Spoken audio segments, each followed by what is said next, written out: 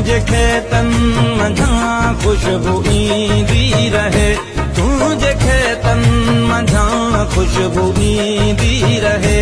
अंब लाड़ियूं लयूं, अंब लाड़ियूं लड़ियूं, सब मसायूं ॾिसां हिन जनम हुन जनम लाइ वचन थो कयां।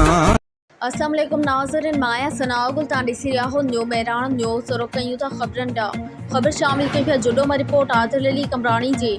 जुडो में सियासी समाजी और क़ौम परस्त जमायतन पारा 1 डिसंबर एकता ॾियारे के मौके ते प्याला होटल खां जिस्कम अगवान देशी न्याज़ खोसो अवामी तहरीक अगवान अयाज़ खोसो STP अगवान कादिर बमरो और देशी अब्बास खोसो की अगवानी में गॾियल तौर ते जुडो के प्याला होटल का रैली कढी वई, जेका 5 किलोमीटर पंध करे पुरानी नेशनल बैंक चौक जुडो प्रेस क्लब वट पहुती।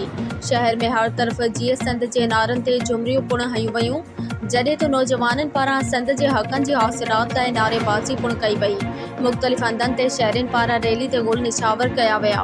रैली के अगवान ख़िताब कंदे चयो त मादनियाती वसीलन सां मालामाल सिंध जा माण्हू बुख बदहाली सबब ख़ुदकुशियूं करे रहिया आहिनि। हिननि चयो त धारिया असांजे दरिया पहाड़न समुंड ॿेटन ऐं ॿियनि वसीलन ते काबिज़ आहिनि। अहिड़े ज़ुल्म ज़्यादतियुनि ते सिंध क़ौम कॾहिं बि ख़ामोश न रहंदी।